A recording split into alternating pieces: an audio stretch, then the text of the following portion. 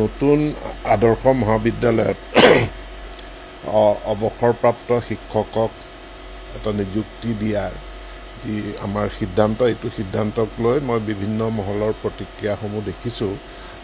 আনকি সদৌ অসম ছাত্ৰ সন্থায়ো ইয়াত আহ্বান জনাইছে যে আমাক যদি অভিজ্ঞতাপুষ্ট শিক্ষক লাগেই তেনেহ'লে এছ'চিয়েট প্ৰফেচাৰৰ পোষ্ট ক্ৰিয়েট কৰিব লাগে। সকলোৰে কনচাৰ্ণখিনিৰ কাৰণে মই তেওঁলোকক ধন্যবাদ জনাইছোঁ, কিন্তু মই এটা কথা স্পষ্ট কৰিব বিচাৰোঁ যে যিসকল নতুন প্ৰজন্মৰ নতুনকৈ ইউনিভাৰ্চিটিৰ পৰা ডিগ্ৰী লৈ ওলাইছে বা তেওঁলোকে PhD কৰি ওলাইছে, তেওঁলোকৰ প্ৰতিও আমাৰো কনচাৰ্ণ আছে যে তেওঁলোকৰ নিয়োগৰ অপশ্যনবিলাক থাকিব লাগে। কিন্তু একেটা সময়তে আমি মহাবিদ্যালয়খনক কাৰ্যক্ষম কৰিব লাগিব।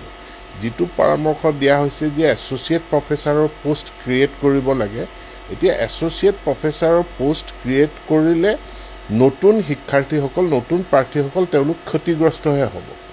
কাৰণ আমাৰ মহাবিদ্যালয়সমূহত মানে UGCৰ যিটো গাইডলাইন আছে, গাইডলাইন মতে আমি এছিষ্টেণ্ট প্ৰফেচাৰৰ পোষ্ট ক্ৰিয়েট কৰোঁ। এছিষ্টেণ্ট প্ৰফেচাৰৰ পৰা তেওঁলোক 10 বছৰৰ ভিতৰতে তেওঁলোকে ছিনিয়ৰ স্কেল পায়, তাৰ পাছত তেওঁলোকে ছিলেকশ্যন গ্ৰেড পায় আৰু তাৰ পাছত তেওঁলোকে এছ'চিয়েট প্ৰফেচাৰ হয়। আৰু ইয়াত এছ'চিয়েট প্ৰফেচাৰ হ'বলৈ এছ'চিয়েট প্ৰফেচাৰৰ পোষ্ট চৰকাৰে ক্ৰিয়েট কৰিব নালাগে।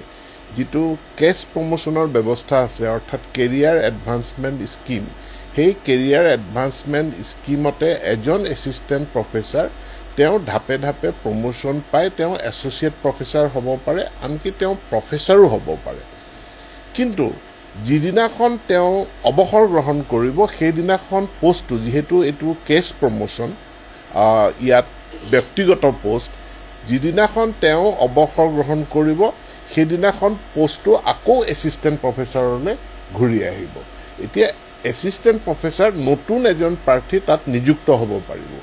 যদি আমি এছ'চিয়েট প্ৰফেচাৰৰ পোষ্ট ক্ৰিয়েট কৰোঁ তেতিয়াহ'লে এছ'চিয়েট প্ৰফেচাৰত এছ'চিয়েট প্ৰফেচাৰহে নিযুক্তি লাভ কৰিব পাৰিব। তাত নতুনকৈ ইউনিভাৰ্চিটিৰ পৰা ওলাই অহা, নতুনকৈ PhD কৰা কোনো কেণ্ডিডেট তাতে তেওঁলোক ইলিজিবলেই নহ'ব মানে ৰিক্ৰুটমেণ্টৰ কাৰণে।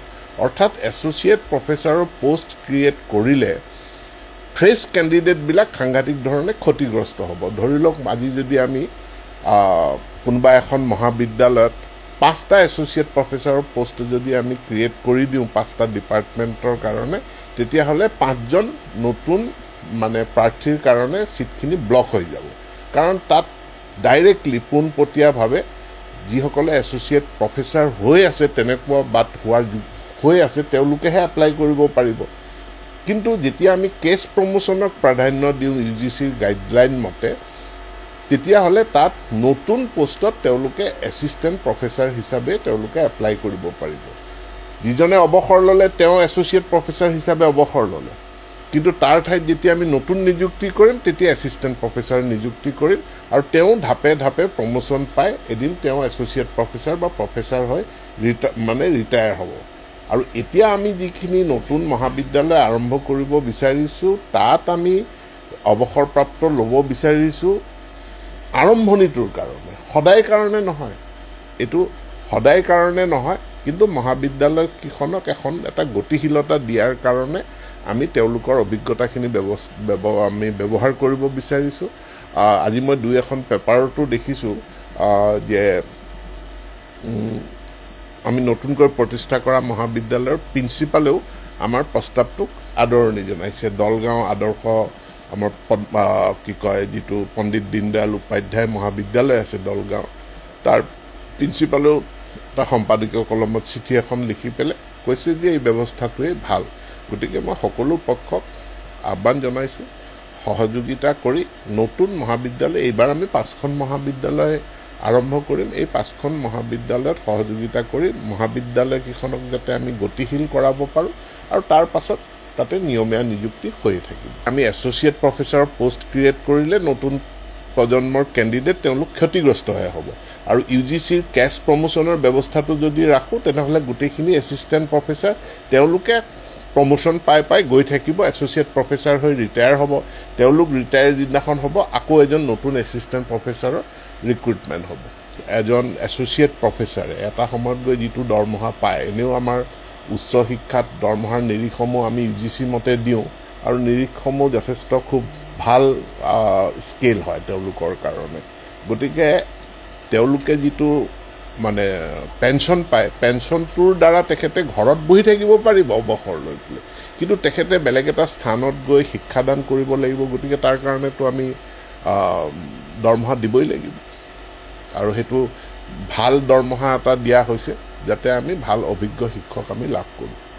আমাৰ এডভাৰটাইজমেণ্টবিলাক কলেজবিলাকৰ পৰা দিছে, চাওঁ আমি কিমান আবেদন আমি পাওঁ, সেইটো আবেদন কিমান পাওঁ তাৰ ওপৰত নিৰ্ভৰ কৰিব। আমি আশাবাদী যে আমি আবেদন পাম আৰু ইয়াৰ জৰিয়তে আমি ভাল শিক্ষকো পাম, কাৰণ এইটো আমাৰ কাৰণে এটা প্ৰত্যাহ্বান।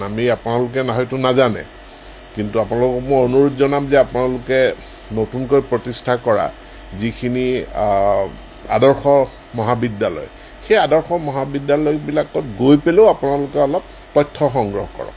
সেই মহাবিদ্যালয়ৰ পৰা আমালৈ যিখিনি ৰিকুৱেষ্ট আহিছে বা তাৰ আমি যিখিনি অৱস্থা দেখা পাইছোঁ, সেই অভিজ্ঞতাৰ ভিত্তিত আমি এই সিদ্ধান্তটো লৈছোঁ এই মহাবিদ্যালয়খিনিক গতিশীল কৰাৰ কাৰণে। যে আমাৰ নতুন ইউনিভাৰ্চিটি যেতিয়া আৰম্ভ হয়, নতুন ইউনিভাৰ্চিটিত যেতিয়া আমি প্ৰথম ভিচিজন লওঁ, এই ভিচিজনক এজন অভিজ্ঞ ব্যক্তি লওঁ। 10 বছৰ যিনে প্ৰফেচৰ হৈ আছে তেনেকুৱা ব্যক্তিকহে আমি ভিচি লওঁ। এইবাৰো যদি আপোনালোকে 7খন বিশ্ববিদ্যালয়ত চাই আমি কেনে পৰ্যায়ৰ ব্যক্তিক ভাইচ চেঞ্চেলৰ হিচাপে লৈছোঁ। ইয়াত প্ৰফেচাৰ লাগিবই, এছ'চিয়েট প্ৰফেচাৰ লাগিবই, যিহেতু এইটো ইউনিভাৰ্চিটি হয়। তাৰোপৰি আমাৰ এছিষ্টেণ্ট প্ৰফেচাৰৰ পষ্টটো আমি ক্ৰিয়েট কৰোঁ। তো ইউনিভাৰ্চিটিত এটা এক্সপিৰিয়েঞ্চ আৰু নতুন মানুহৰ সুন্দৰ টীম এটা হয় ইউনিভাৰ্চিটিখনক লিডাৰশ্বিপ দিয়াৰ কাৰণে। সেই একেধৰণৰ এটা মহাবিদ্যালয়, নতুনকৈ আৰম্ভ কৰা মহাবিদ্যালয়তো এক্সপিৰিয়েঞ্চ আৰু ফ্ৰেছ কেণ্ডিডেটৰ এটা টীম বনাব বিচাৰিছোঁ, যিটো টীমে মহাবিদ্যালয়খনক নেতৃত্ব দিয়ে।